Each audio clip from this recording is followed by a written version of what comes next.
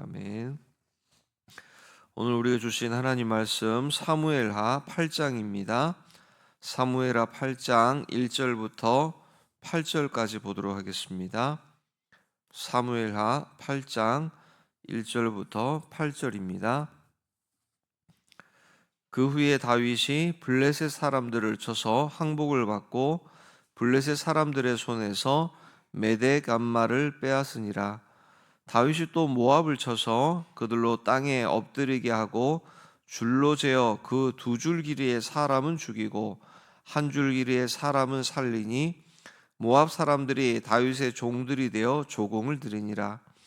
르홉의 아들 소바 왕 하다데셀이 자기 건세를 회복하려고 유브라데 강으로 갈 때에 다윗이 그를 쳐서 그에게서 마병 1700명과 보병 2만 명을 사로잡고 병거 100대의 말만 남기고 다윗이 그 외의 병거의 말은 다 발의 힘줄을 끊었더니 다메섹의 아람 사람들이 소바왕 하다데셀을 도우러 온지라. 다윗이 아람 사람 2만 2천 명을 죽이고 다윗이 다메섹 아람의 수비대를 두매 아람 사람이 다윗의 종이 되어 조공을 바치니라. 다윗이 어디로 가든지 여호와께서 이기게 하시니라. 다윗이 하닷헤셀의 신복들이 가진 금 방패를 빼앗아 예루살렘으로 가져오고 또 다윗 왕이 하닷헤셀의 골 베다와 베로데에서 매우 많은 놋을 빼앗으니라. 아멘. 오늘 하나님을 의지할 때 연전연승한다 라는 제목으로 말씀을 나누도록 하겠습니다. 우리가 앞서 사무엘하 7장의 말씀을 통하여서 하나님께서 다윗과 맺으신 언약, 우리가 다윗 언약을 살펴보았습니다. 하나님을 위해서 내가 성전을 짓겠습니다 라고 하는 그 다윗에게 오히려 하나님께서 내가 너의 집을, 다윗의 집을 세워주겠다라고 하는 은혜의 약속을 주셨습니다. 이제 오늘 이 8장은 앞에 사무엘하 5장부터 이제 통일 이스라엘의 왕이 된 후부터 시작되어지는 이 모든 주변 국가들과의 전쟁에 대한 기록이라고 할 수 있습니다. 대략 한 13년 정도의 그런 기간 가운데 있었던 일입니다.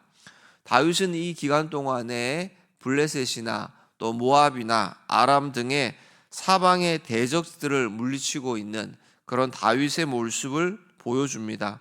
성경은 이 전쟁에 이 승리하는 이 기록들을 통하여서 다윗 개인의 능력을 찬양하는 것이 아니라 누가 이기게 하셨는가, 그리고 그 승리 앞에서 다윗은 또 오늘 저와 여러분 우리는 또 어떻게 하여야 하는가, 거기에 대해서 질문하고 있습니다. 오늘 본문 1절을 보시면요, 다윗이 블레셋 사람들을 쳐서 항복을 받고 블레셋 사람들의 손에서 메덱 암마를 빼앗으니라 라고 기록하고 있습니다.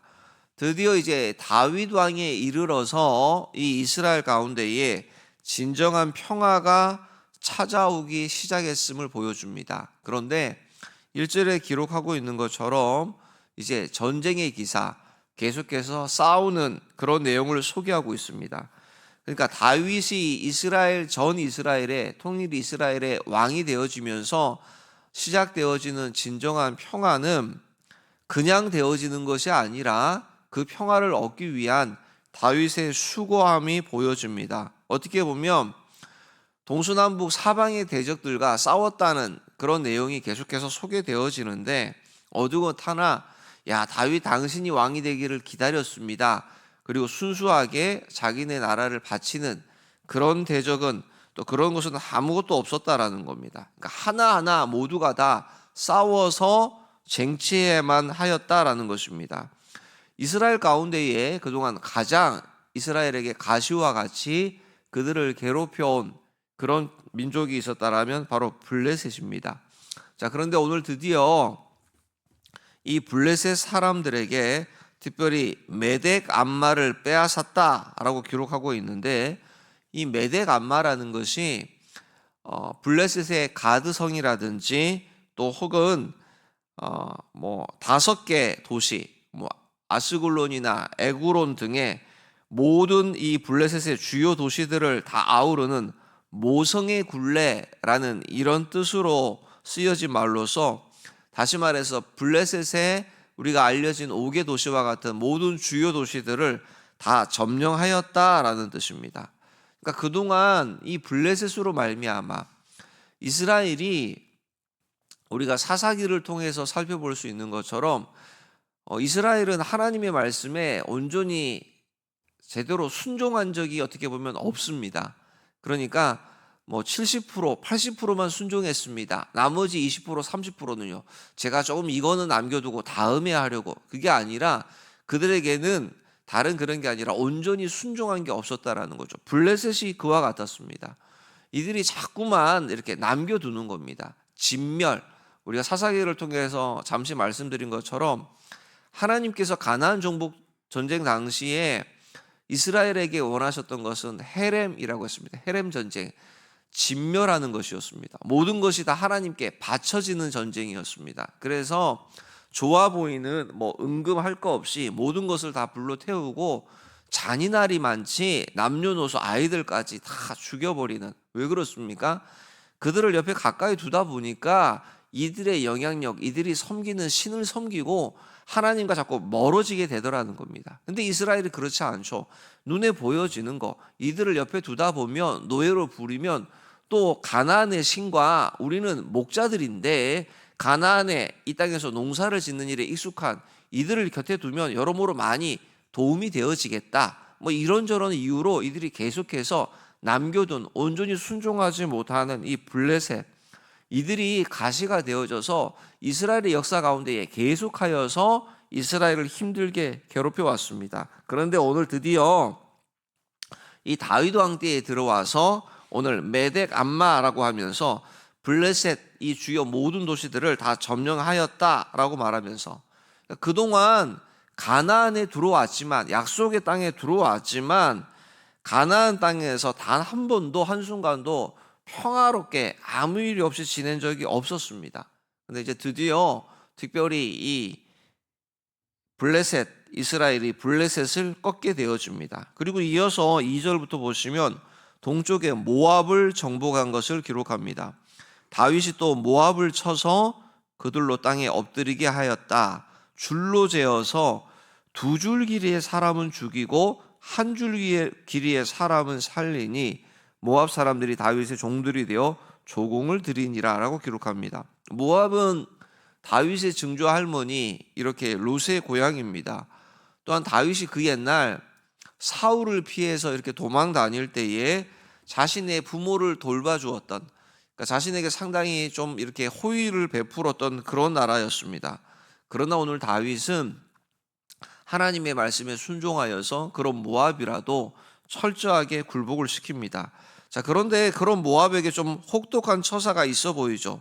오늘 여기 보니까 땅에 엎드리게 하고 줄로 재는데 2줄 길이의 사람은 이렇게 다 죽이고 1줄 길이의 사람은 살려두었다. 그러니까 우리로 말하면 마치 2줄 길이만큼의 이렇게 키가 큰 사람들은 쉽게 이해를 할 때 키 큰 사람은 죽이고 1줄 길이의 키가 자그마하고 왜소한, 어떻게 보면 이렇게 강한 사람들은 모조리 다 죽여버리고 아녀자와 약한 사람들은 살려놨다라는 겁니다. 그러니까 전쟁을 치를 만한 성인 남자들은, 병력이 될 수 있는 그런 소지가 있는 남자들은 모조리 다 이렇게 죽였다라는 겁니다. 그리고 4절 가운데도 보시면 마병 1700명과 보병 2만 명을 사로잡고 병거 100대의 말만 남기고 다윗이 그 외에 병거와 말은 다 발의 힘줄을 끊었다라고 기록합니다. 계속되어지는 또 이렇게 싸움 가운데에 마병 1700대, 보병 2만 명을 사로잡았는데 이 마병, 병거 100대만 남기고 나머지 모든 것을 힘줄을 다 끊었다라고 합니다.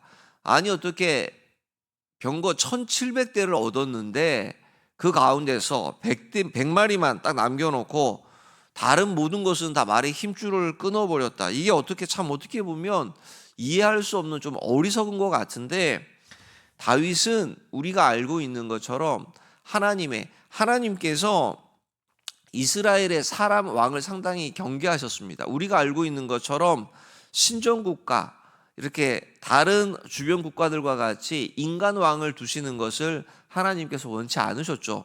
그래서 어떻게 하십니까? 특별히 세워지는 이스라엘 왕에게 신명기 17장에 보면 하나님께서 왕들에게 몇 가지 이렇게 당부를 하시는 내용이 나오죠. 다윗, 솔로몬, 다윗이 정말 하나님의 마음에 합한 자로 자라였습니다. 근데 다윗에게 제일 약한 부분이 뭐였죠?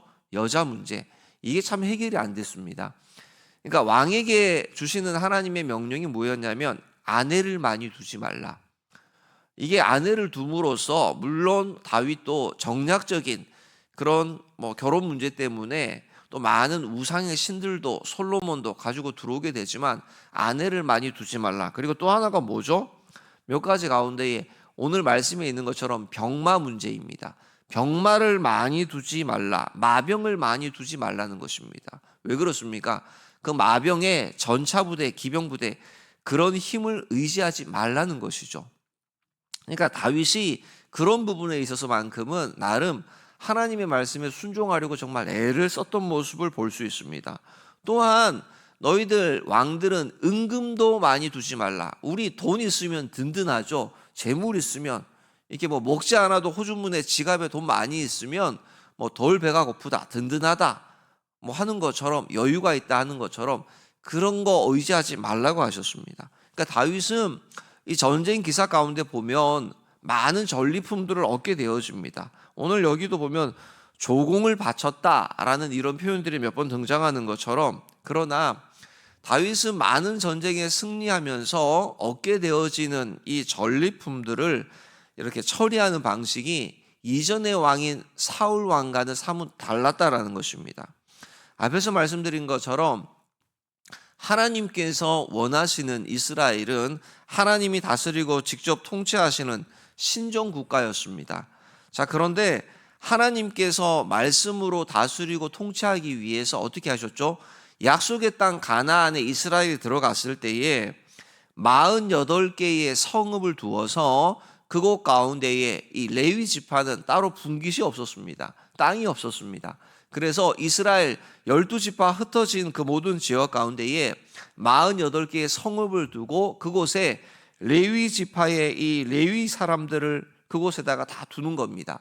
그래서 흩어지게 해서 그들이 하나님의 말씀을 전하는 그 레위 지파 레위인들을 통하여서 전하여지는 그 하나님의 말씀에 의해서 다스려지는 하나님의 말씀이 그 곳곳에서 왕노릇하며 하나님의 말씀으로 통치하는 그런 나라였습니다. 근데 이스라엘이 원치 않았습니다. 우리도 눈에 보여지는 가시적인 우리도 전쟁이 나면 나가서 싸울 수 있는 우리를 위해서 그런 인간 사람 왕이 필요합니다라고 세상의 왕들을 그들도 똑같이 주변 국가들처럼 원했다라는 것입니다. 그러다 보니 그들에게 보여지는 눈앞에 있는 이 왕이 전쟁에서 이김의 승리나 전리품들 이런 부분들에 있어서는 그 왕이 사사로이 한다라고 해서 이게 누가 뭐라고 할 일이 아니었습니다.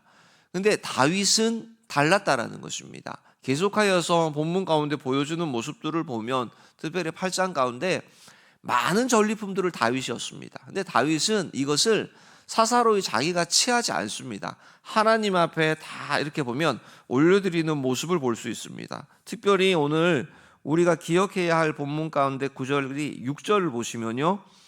다윗이 다메섹 아람의 수비대를 두매 아람 사람이 다윗의 종이 되어 조공을 바치니라. 다윗이 어디로 가든지 여호와께서 이기게 하셨다라는 것입니다.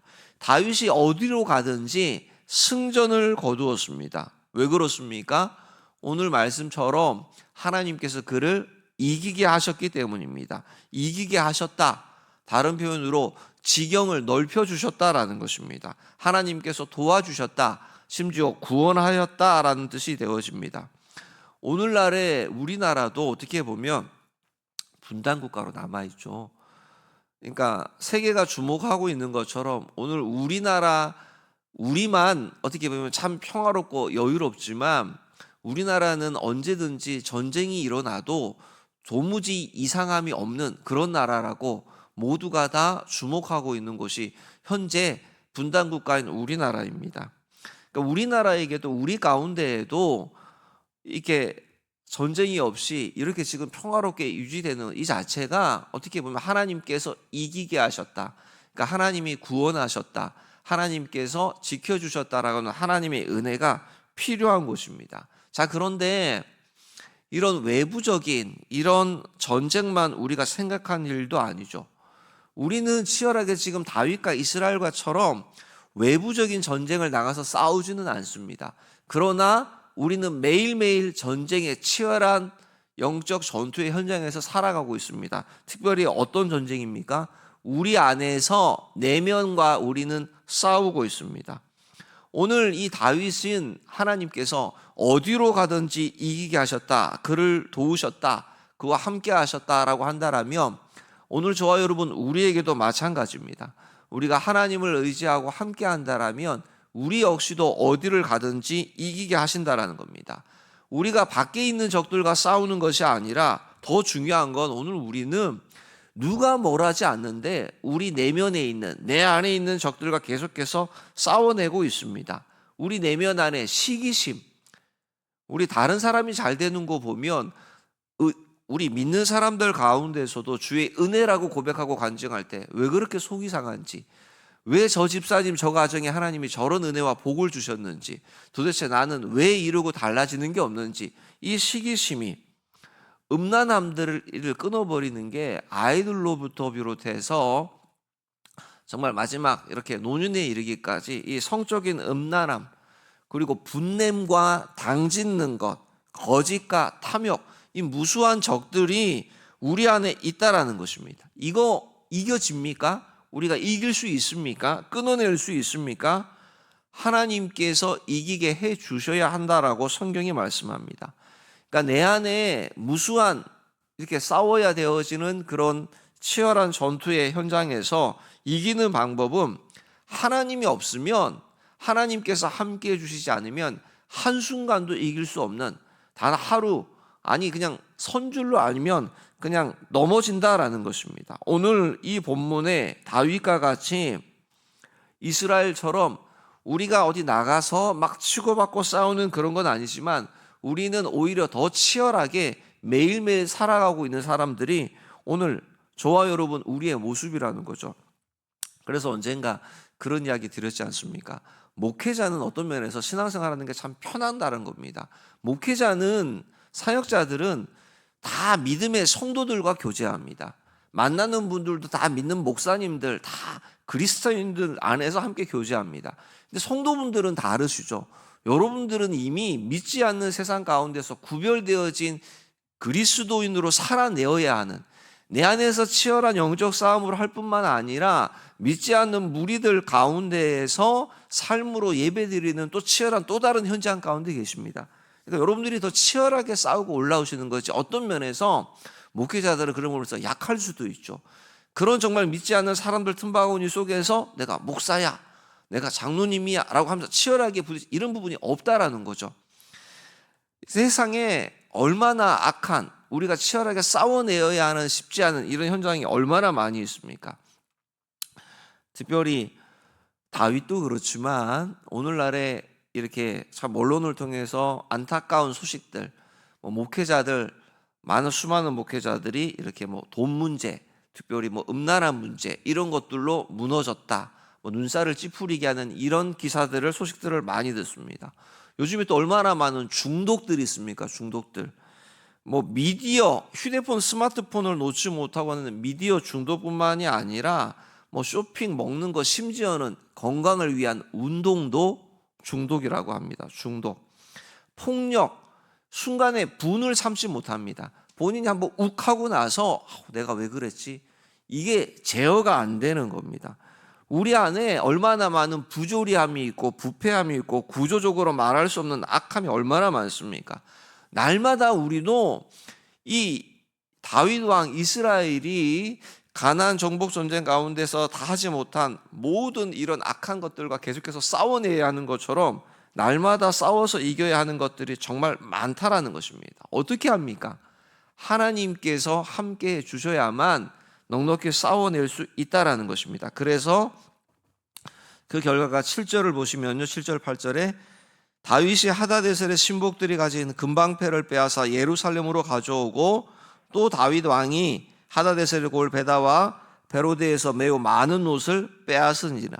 전리품들을 많이 이렇게 빼앗아 옵니다. 근데 이걸 사사로운 자기 금고, 야 뺏었으니까 내 걸로 막 이렇게 쌓아둔다라고 누가 뭐라고 하겠습니까? 내일 살펴보는 뒤에 11절 보시면 이걸 다 여호와께 바쳤다랍니다. 이게 다 여호와께 바쳤다라고 기록합니다.